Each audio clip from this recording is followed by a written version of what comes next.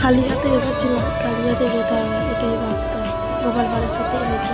ও, এই দৃশ্য কিনা শেষে আমাকে দেখতে হলো, কিন্তু তবু আমার খুব জানতে ইচ্ছে করছে বাচ্চারা ঘুড়ি ভর্তি মোহর অলংকার সব ছড়াতে ছড়াতে যাচ্ছে কেন, আর গোপালের হাত দুটোই বা ঘাট থেকে বেরিয়ে দুদিকে ঝুলছে কেন?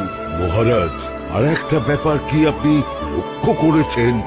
কি বলো তো? গোপালের দেহ হারা কাঁধে করে নিয়ে যাচ্ছে।